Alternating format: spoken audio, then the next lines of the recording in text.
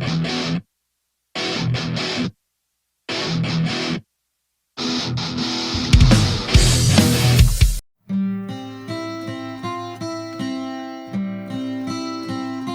it comes to popularity, Blue Demon is, along with El Santo, the biggest mainstream lucha superstar Mexico ever had. Demon was born on April 24, 1922, in Villa de Garcia, a small town in Nuevo León, though he was registered in Los Rodriguez, Coahuila, a town located near the border of Coahuila and Nuevo León. He was the fifth kid of a 12-children family, all maintained by their father, who worked as an agriculturist. When Demon was still very young, his parents moved to Rinconada, where he attended school. He dropped out of it, as he saw no point in studying because there wasn't a lot of future in his little town. After an unsuccessful try to become a musician, he moved to Monterrey to live with his uncles and his aunt. He got a job at the railway station, and there he met the brother of his friend Franklin Hernandez, the lucha legend Rolando Vera. Vera saw potential in the kid and trained him for several non-combat sports at a local gym. Demon was a huge youngster, and his hands were especially big. After being told about lucha, and despite the fact that he didn't really know what was going on in the business or how was it like, the young Demon knew he wanted to be a luchador like his mentor. After expensive physical training, Demon tried amateur wrestling and ended up undefeated with an 8-0 record, and then he tried freestyle wrestling as well. One day, a promoter spoke to Vera about sending some wrestlers for a lucha program in Laredo, Texas. And without really expecting it, the future Blue Demon had his debut on March 31st, 1948, wrestling under his real name and defeating Chema Lopez. After that fight, Vera had a good idea for him. He told his young protege that he'd wear a blue mask with silver decorations, blue trunks, and blue boots, and that his new name was going to be Blue Demon. The disciple had no objection about it because he knew that Rolando's ideas were always good. Since that day, he decided that the blue mask would become his heart and soul. He obviously started off wrestling in Monterrey while still keeping a normal life when not under the hood, as he never stopped working in the railway station. In his debut as Blue Demon, he scored a win over Benny Arcilla.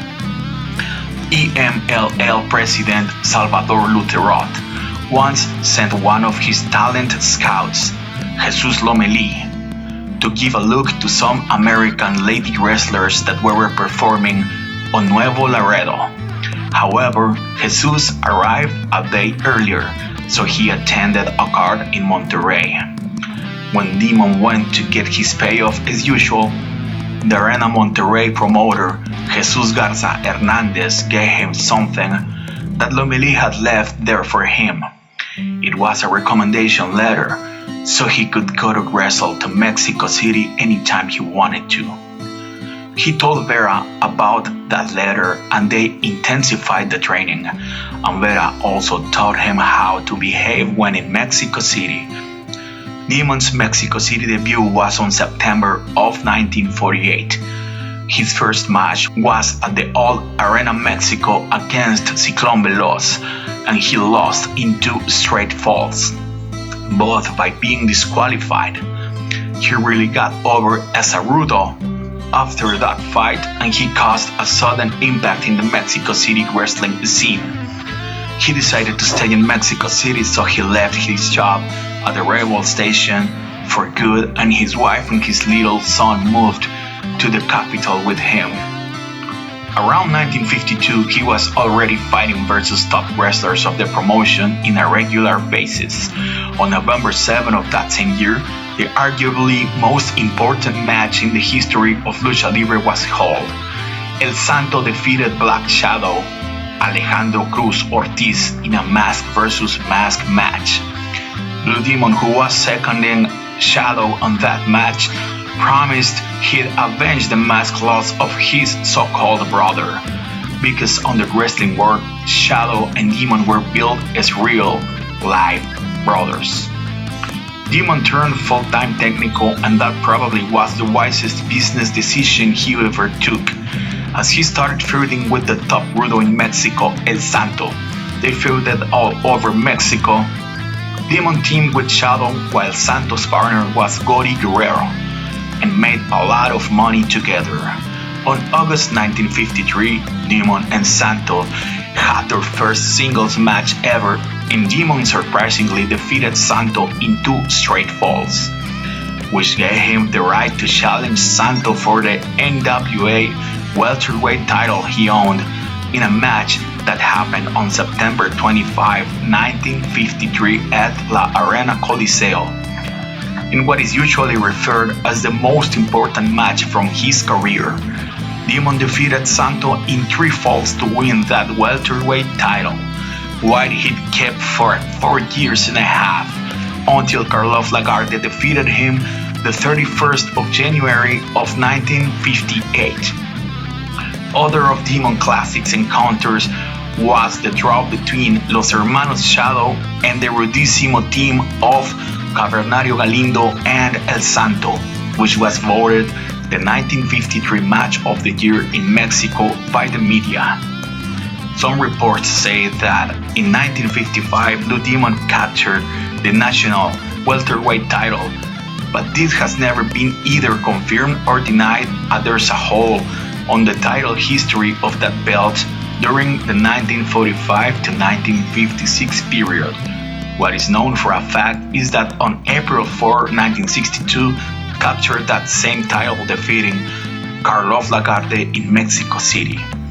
He would lose that title 6 months later, and he wouldn't taste gold again until September 30, 1976, when he defeated Mano Negra in a match for Mexican welter title that Fishman had vacated, and it was Fishman who defeated Demon to regain that title on February 27, 1977.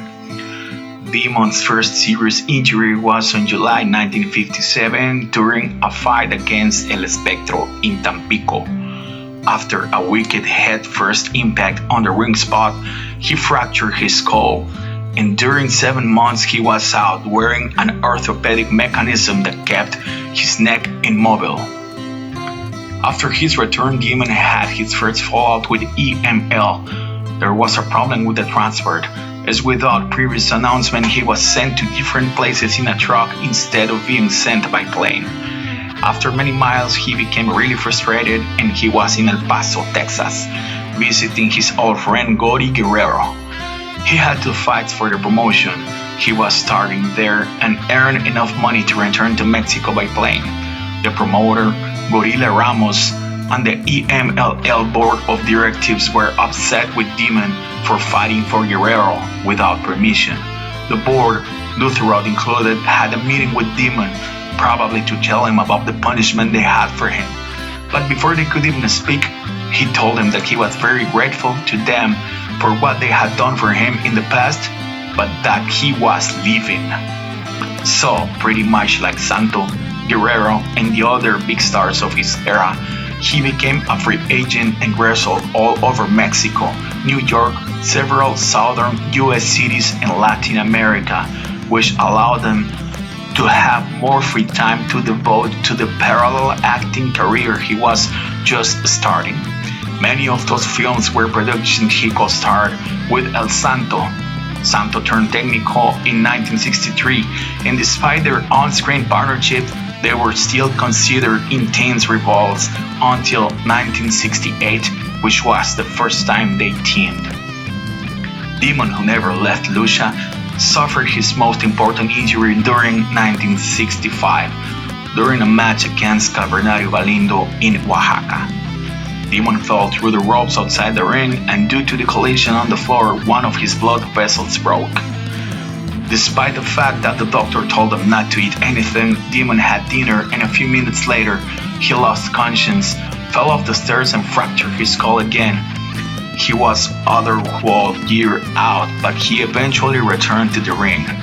From then on and until his retirement, he kept wrestling all over the places mentioned earlier, and he made several other films. Also around the mid-70s, he helped in the training of several young wrestlers at the Arena Mexico gym.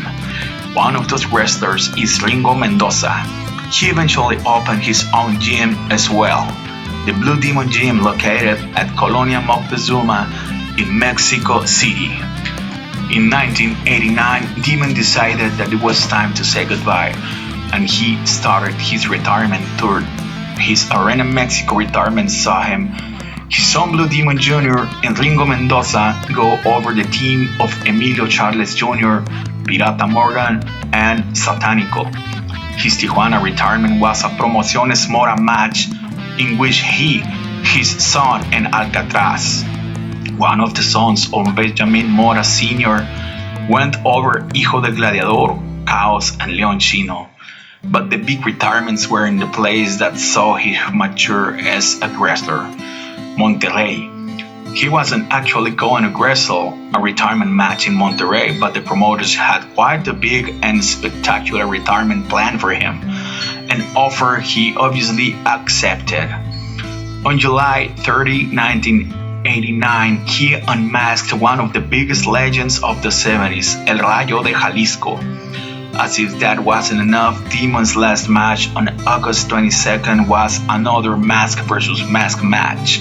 This time he took the hood off El Matemático, a quite popular wrestler in the 70s and 80s as well. On January 1996, AAA ran a very controversial angle involving Demon. Blue Demon and Ray Mendoza were being honored in the ring for their careers when Pierrot came to the ring, rigged up Demon's diploma and attacked him. This angle wouldn't be so weird to see in the US, but this was something never seen before in Mexico, and it gave the already over Pierrot way more heel heat, to the point that crowds anywhere would be about to riot just after he appeared in the entranceway. Due to the success of this angle, on August 1998, they ran a similar angle again. He and his son were presenting a little kid with a mask, and then rising superstar Abismo Negro ran in, attacked the junior, and then he tried to pile drive the senior. Though in the end the junior saved his father from such a lethal move. This angle was supposed to skyrocket both Demon Jr. and Abismo's careers. However, the only man whose career got skyrocketed was Abismo. On October 27, 2000, EMLL held the first Leyenda Azul tournament at Arena Mexico in honor of Blue Demon. Blue Panther defeated in the finals of the elimination match to win the trophy, which was actually a belt. Also, Demon was presented with a medal by the late Cavernario Galindo's son. Blue Demon Alejandro Muñoz Moreno died on December 16, 2000, around 11:45 a.m. at age 78. Later on the day, he had a funeral service at the Funerary Lopez Garcia, located at Versailles Street in Colonia Juárez. Many personalities of the cinema and lucha world, including Hombre Bala, Pompín, Nigma, El Dólar, Fantasma, Charles Bronson Mexicano, Black Shadow, Roberto Güero Rangel, Huracán Ramírez, Ringo Mendoza, and Bestia Salvaje attended the funeral service. He was buried a day later, around 2 p.m., at the Panteón Parque Memorial in Naucalpan, Mexico City. After traveling on the Mexico City subway, he had a heart attack in the streets of Victoria and Insurgentes Norte. He liked to travel alone and used the subway regularly, as he didn't like taxis and he couldn't drive at his age. Blue Demon Jr. said to the media that he was cold and he could see his father still alive and took him home, but he died in his arms while he was getting medical services. He was survived by his wife, Gregoria Goyita Lomelí, his daughter Marla, his sons Alejandro and Blue Demon Jr., and his 7 grandchildren. Demon was a man that always kept in shape. He woke up between 6-7 a.m. every day and he went to the gym almost every day. He was in fact returning from the gym when he died, and he had never had any hard past. Demon's legacy is still alive, not only because we have all the memories, as Blue Demon Jr. is an active professional wrestler. Like Blue Demon himself said, if the silver legend of Santo can continue, the blue legend will continue as well. Adios, Blue Demon. 100 years after 100 years of glory.